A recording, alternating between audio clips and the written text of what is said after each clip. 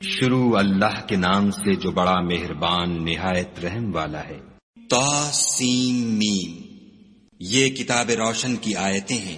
اے محمد صلی اللہ علیہ وآلہ وسلم، ہم تمہیں موسیٰ اور فرعون کے کچھ حالات مومن لوگوں کے سنانے کے لیے صحیح صحیح سناتے ہیں کہ فرعون نے ملک میں سر اٹھا رکھا تھا اور وہاں کے باشندوں کو گروہ گروہ بنا رکھا تھا۔ ان میں سے ایک گروہ کو یہاں تک کمزور کر دیا تھا کہ ان کے بیٹوں کو ذبح کر ڈالتا اور ان کی لڑکیوں کو زندہ رہنے دیتا۔ بے شک وہ مفسدوں میں تھا۔ اور ہم چاہتے تھے کہ جو لوگ ملک میں کمزور کر دیے گئے ہیں ان پر احسان کریں اور ان کو پیشوا بنائیں اور انہیں ملک کا وارث کریں اور ملک میں ان کو قدرت دیں، اور فرعون اور حامان اور ان کے لشکر کو وہ چیز دکھا دیں جس سے وہ ڈرتے تھے۔ اور ہم نے موسیٰ کی ماں کی طرف وحی بھیجی کہ اس کو دودھ پلاؤ، جب تم کو اس کے بارے میں کچھ خوف پیدا ہو تو اسے دریا میں ڈال دینا، اور نہ تو خوف کرنا اور نہ رنج کرنا، ہم اس کو تمہارے پاس واپس پہنچا دیں گے اور پھر اسے پیغمبر بنا دیں گے۔ تو فرعون کے لوگوں نے اس کو اٹھا لیا، اس لیے کہ نتیجہ یہ ہونا تھا کہ وہ ان کا دشمن اور ان کے لیے موجب غم ہو۔ بے شک فرعون اور حامان اور ان کے لشکر چوک گئے۔ اور فرعون کی بیوی نے کہا کہ یہ میری اور تمہاری دونوں کی آنکھوں کی ٹھنڈک ہے، اس کو قتل نہ کرنا، شاید یہ ہمیں فائدہ پہنچائے یا ہم اسے بیٹا بنا لیں۔ اور وہ انجام سے بے خبر تھے۔ اور موسیٰ کی ماں کا دل بے قرار ہو گیا۔ اگر ہم ان کے دل کو مضبوط نہ کر دیتے تو قریب تھا کہ وہ اس قصے کو ظاہر کر دیں، غرض یہ تھی کہ وہ مومنوں میں رہیں۔ اور اس کی بہن سے کہا کہ اس کے پیچھے پیچھے چلی جا، تو وہ اسے دور سے دیکھتی رہی اور ان لوگوں کو کچھ خبر نہ تھی۔ اور ہم نے پہلے ہی سے اس پر دائیوں کے دودھ حرام کر دیے تھے۔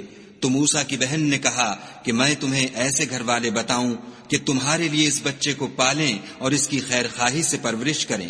تو ہم نے اس طریق سے ان کو ان کی ماں کے پاس واپس پہنچا دیا تاکہ ان کی آنکھیں ٹھنڈی ہوں اور وہ غم نہ کھائیں اور معلوم کریں کہ خدا کا وعدہ سچا ہے، لیکن یہ اکثر نہیں جانتے۔ اور جب موسیٰ جوانی کو پہنچے اور بھرپور جوان ہو گئے تو ہم نے ان کو حکمت اور علم عنایت کیا، اور ہم نیکوکاروں کو ایسا ہی بدلہ دیا کرتے ہیں۔ اور وہ ایسے وقت شہر میں داخل ہوئے کہ وہاں کے باشندے بے خبر ہو رہے تھے، تو دیکھا کہ وہاں دو شخص لڑ رہے تھے، ایک تو موسیٰ کی قوم کا ہے اور دوسرا ان کے دشمنوں میں سے۔ تو جو شخص ان کی قوم میں سے تھا اس نے دوسرے شخص کے مقابلے میں جو موسیٰ کے دشمنوں میں سے تھا مدد طلب کی، تو انہوں نے اس کو مکہ مارا اور اس کا کام تمام کر دیا۔ کہنے لگے کہ یہ کام تو اغوائے شیطان سے ہوا، بے شک وہ انسان کا دشمن اور صریح بہکانے والا ہے۔ بولے کہ اے پروردگار، میں نے اپنے آپ پر ظلم کیا، تو مجھے بخش دے۔ تو خدا نے ان کو بخش دیا، بے شک وہ بخشنے والا مہربان ہے۔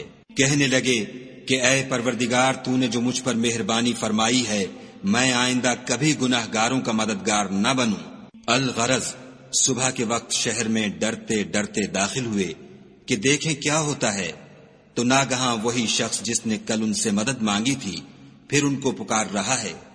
موسیٰ نے اس سے کہا کہ تو صریح گمراہی میں ہے۔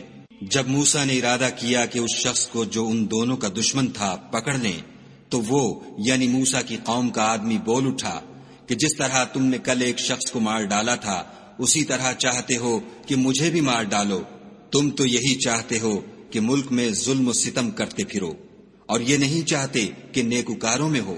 اور ایک شخص شہر کی پرلی طرف سے دوڑتا ہوا آیا اور بولا کہ موسیٰ شہر کے رئیس تمہارے بارے میں صلاحیں کرتے ہیں کہ تم کو مار ڈالیں، سو تم یہاں سے نکل جاؤ، میں تمہارا خیر خواہ ہوں۔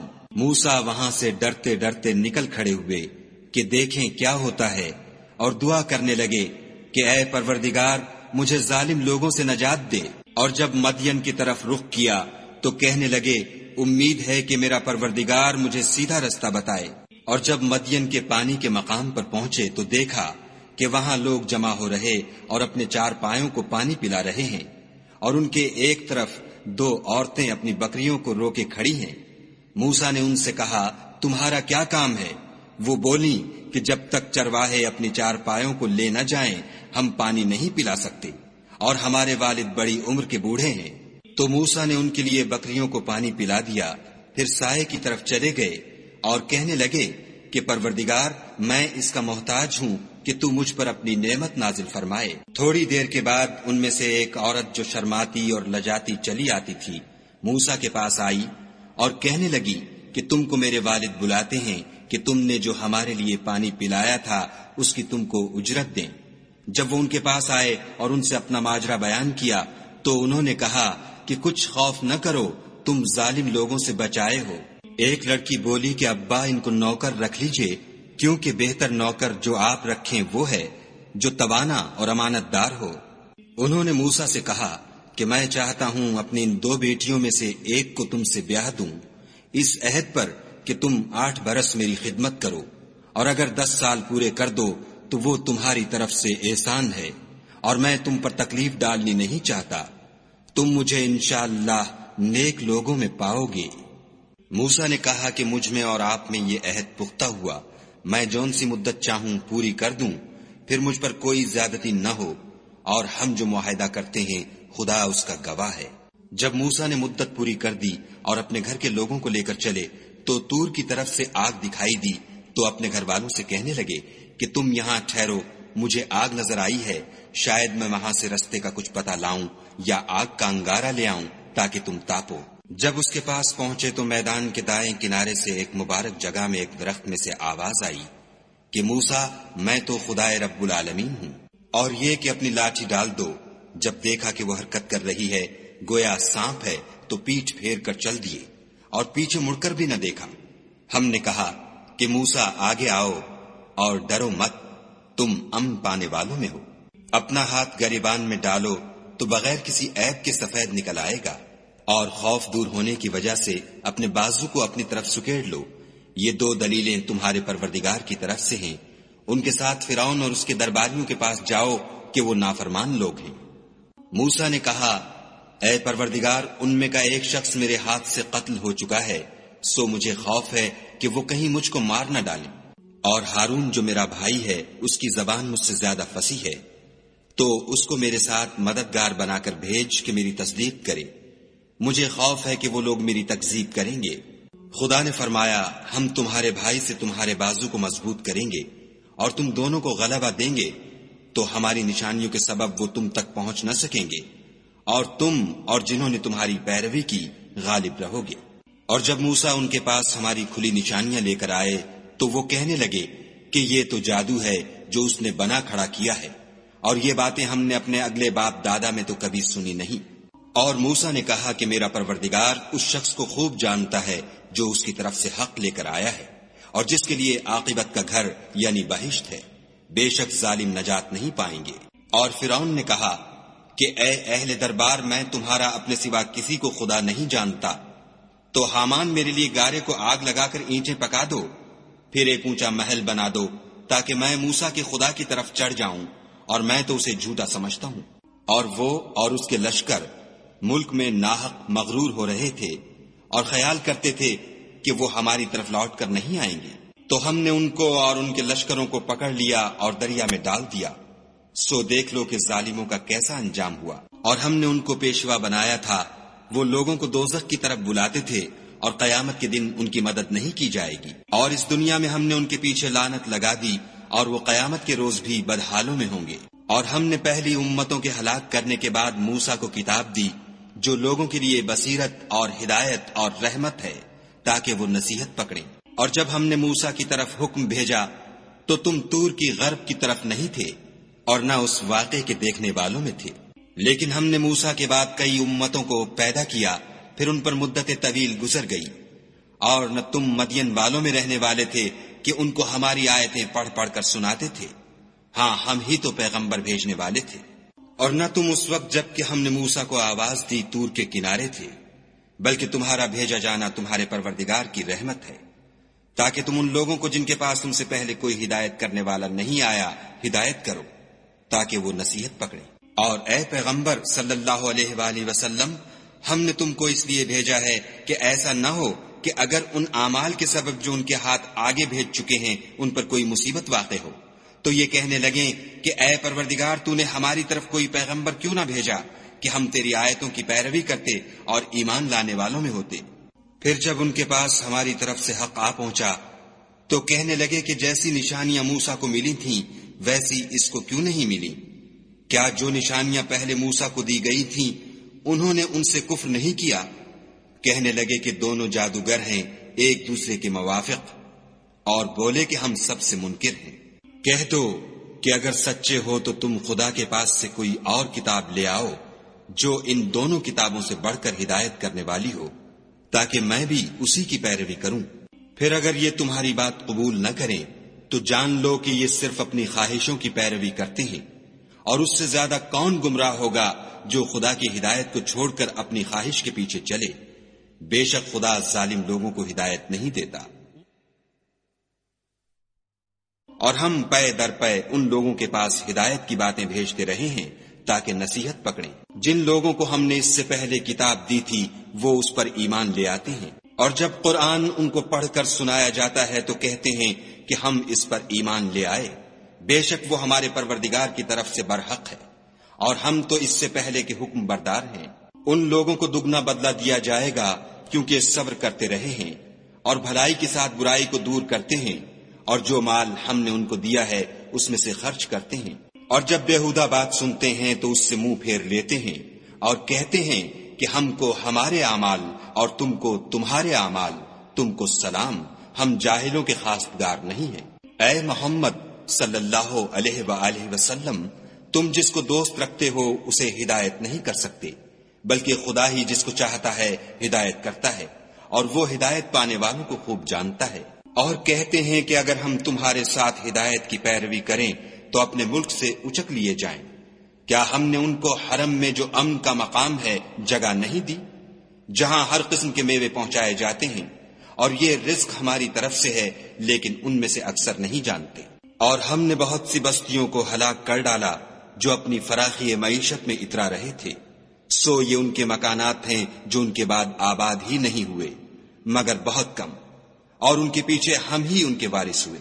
اور تمہارا پروردگار بستیوں کو ہلاک نہیں کیا کرتا جب تک ان کے بڑے شہر میں پیغمبر نہ بھیج لے جو ان کو ہماری آیتیں پڑھ پڑھ کر سنائے، اور ہم بستیوں کو ہلاک نہیں کیا کرتے مگر اس حالت میں کہ وہاں کے باشندے ظالم ہوں۔ اور جو چیز تم کو دی گئی ہے وہ دنیا کی زندگی کا فائدہ اور اس کی زینت ہے، اور جو خدا کے پاس ہے وہ بہتر اور باقی رہنے والی ہے۔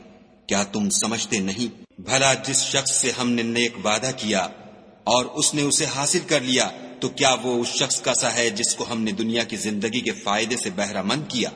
پھر وہ قیامت کے روز ان لوگوں میں ہو جو ہمارے روبرو حاضر کیے جائیں گے۔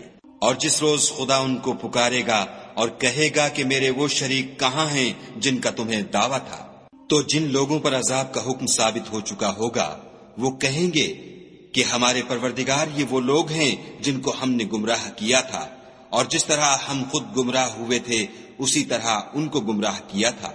اب ہم تیری طرف متوجہ ہو کر ان سے بیزار ہوتے ہیں، یہ ہمیں نہیں پوچھتے تھے۔ اور کہا جائے گا کہ اپنے شریکوں کو بلاؤ، تو وہ ان کو پکاریں گے اور وہ ان کو جواب نہ دے سکیں گے، اور جب عذاب کو دیکھ لیں گے تو تمنا کریں گے کہ کاش وہ ہدایت یاب ہوتے۔ اور جس روز خدا ان کو پکارے گا اور کہے گا کہ تم نے پیغمبروں کو کیا جواب دیا، تو وہ اس روز خبروں سے اندھے ہو جائیں گے اور آپس میں کچھ بھی پوچھ نہ سکیں گے۔ لیکن جس نے توبہ کی اور ایمان لایا اور عمل نیک کیے تو امید ہے کہ وہ نجات پانے والوں میں ہو۔ اور تمہارا پروردگار جو چاہتا ہے پیدا کرتا ہے اور جسے چاہتا ہے برگزیدہ کر لیتا ہے، ان کو اس کا اختیار نہیں ہے۔ یہ جو شرک کرتے ہیں خدا اس سے پاک و بالا تر ہے۔ اور ان کے سینے جو کچھ مخفی کرتے اور جو یہ ظاہر کرتے ہیں تمہارا پروردگار اس کو جانتا ہے۔ اور وہی خدا ہے، اس کے سوا کوئی معبود نہیں۔ دنیا اور آخرت میں اسی کی تعریف ہے اور اسی کا حکم، اور اسی کی طرف تم لوٹائے جاؤ گے۔ کہو بھلا دیکھو تو اگر خدا تم پر ہمیشہ قیامت کے دن تک رات کی تاریکی کیے رہے تو خدا کے سوا کون معبود ہے جو تم کو روشنی لا دے؟ تو کیا تم سنتے نہیں؟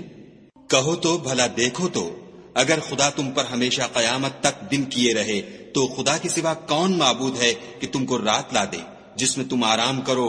تو کیا تم دیکھتے نہیں؟ اور اس نے اپنی رحمت سے تمہارے لیے رات کو اور دن کو بنایا تاکہ تم اس میں آرام کرو اور اس میں اس کا فضل تلاش کرو اور تاکہ شکر کرو۔